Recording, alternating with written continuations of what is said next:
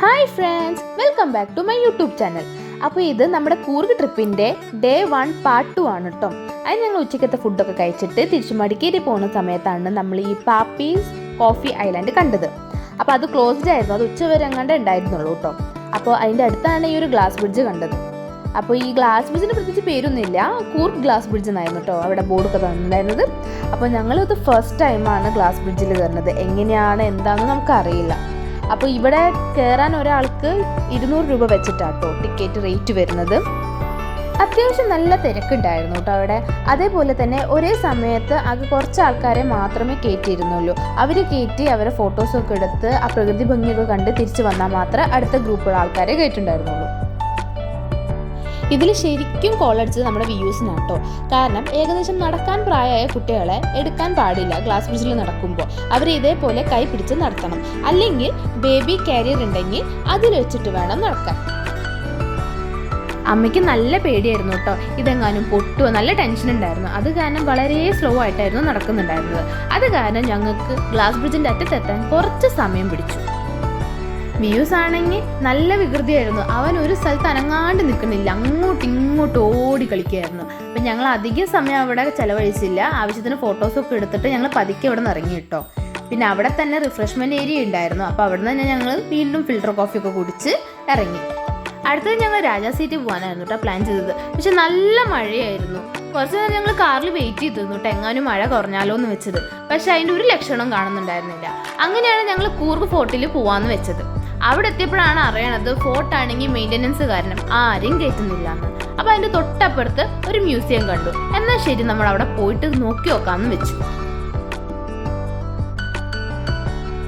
ഇവിടെ കുറേ പഴയ വിഗ്രഹങ്ങൾ ഉണ്ടായിരുന്നു. അതേപോലെ പഴയ കോയിൻസ് ഇല്ലേ, പണ്ടത്തെ രാജാക്കന്മാർ യൂസ് ചെയ്ത വാളുകൾ, അങ്ങനെ പല സാധനങ്ങളും ഉണ്ടായിരുന്നു കേട്ടോ.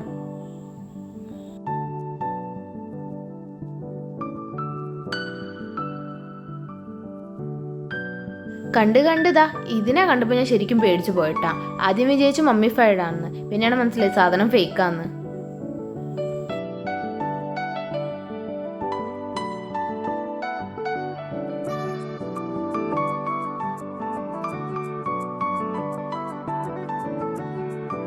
ഇതൊരു ചെറിയ മ്യൂസിയം ആട്ടോ. അത് കാരണം പെട്ടെന്ന് തന്നെ എല്ലാതും കണ്ടിട്ട് ഞങ്ങൾ ഇവിടെ നിന്ന് ഇറങ്ങി.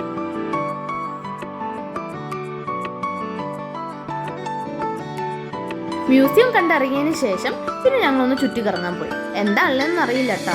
കുറച്ച് പേര് അങ്ങ് നടന്നു പോണത് കണ്ടു. അപ്പം എന്തെങ്കിലുമൊക്കെ ഉണ്ടാവും വിചാരിച്ചിട്ട് ഞങ്ങളും നടന്നു.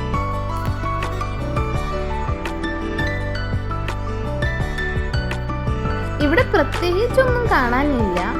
എന്നാലും ഫോട്ടോസ് എടുക്കാനും പിന്നെ വേണമെങ്കിൽ റീൽസ് ഒക്കെ എടുക്കാനായിട്ട് അത്യാവശ്യം നല്ല ആംബിയൻസ് ഉണ്ടായിരുന്നു കേട്ടോ.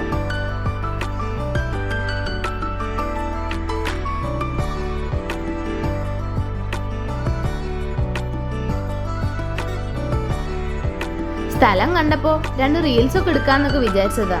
പക്ഷെ എന്ത് ചെയ്യാം, ഒന്നാമത് നല്ലപോലെ മഴക്കാറുണ്ടായിരുന്നു. അതേപോലെ ലൈറ്റ്സൊക്കെ പോയി. പിന്നെ മഴ വീണ്ടും പെയ്യാൻ തുടങ്ങി.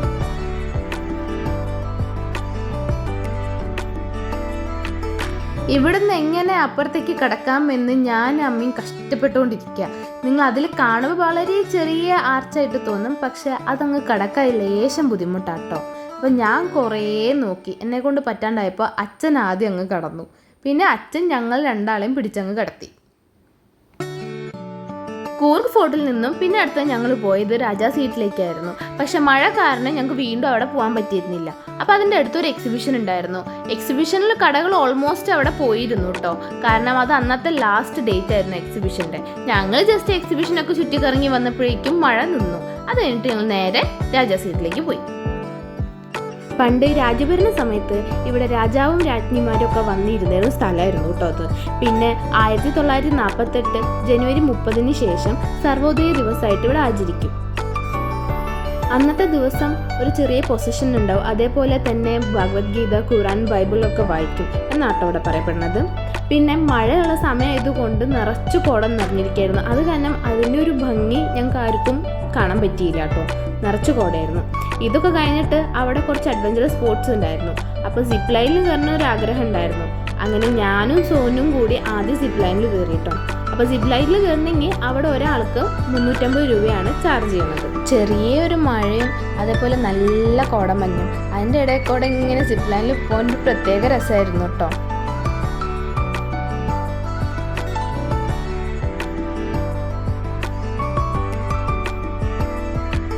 അങ്ങനെ ഞങ്ങൾ ഇതൊക്കെ കഴിഞ്ഞിട്ട് അവിടെ നിന്ന് നടന്നു വരിക കേട്ടോ. അപ്പം ഞങ്ങൾ രണ്ടാളും കയറിയത് കണ്ടതിന് ശേഷം അച്ഛനൊരു പൂതി, അച്ഛനും കയറണമെന്ന്.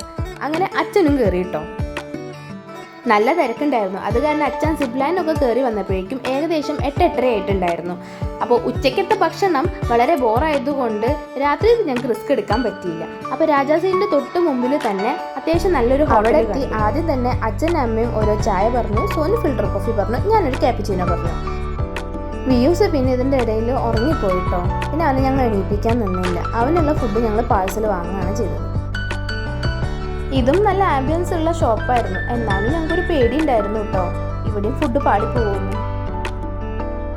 അങ്ങനെ ചായയും കോഫിയും ക്യാപ്പിച്ചീനോ ഒക്കെ കുടിച്ച നേരം കൊണ്ട് ഞങ്ങളുടെ ഫുഡ് എത്തി. അച്ഛനും അമ്മയും ഫ്രൈഡ് റൈസ് ആയിരുന്നു പറഞ്ഞിട്ടുണ്ടായിരുന്നത്. സോനു സ്റ്റീക്ക് പറഞ്ഞു, ഞാനൊരു പിസ്സയും പറഞ്ഞു. ഫുഡ് നല്ലതായിരുന്നു കേട്ടോ. അങ്ങനെ ഞങ്ങളെല്ലാവരും ഫുഡും കഴിച്ചിട്ട് വ്യൂസിനുള്ള ഫുഡും വാങ്ങിയിട്ട് ഞങ്ങൾ റൂമിലേക്ക് പോയി. അപ്പോൾ ഇതൊക്കെയാണ് ഞങ്ങൾ കൂർഗിൽ വന്നിട്ട് ആദ്യത്തെ ദിവസം ചെയ്തത്. അപ്പോൾ എല്ലാവർക്കും വീഡിയോ ഇഷ്ടപ്പെട്ടെന്ന് വിചാരിക്കുന്നു. വീഡിയോ ഇഷ്ടപ്പെട്ടിട്ടുണ്ടെങ്കിൽ സബ്സ്ക്രൈബ് ചെയ്യാനും ഷെയർ ചെയ്യാനും മറക്കരുത് കേട്ടോ. അപ്പോൾ അടുത്ത വീഡിയോസായിട്ട് ഞാൻ വീണ്ടും വരുന്നതായിരിക്കും. ബൈ.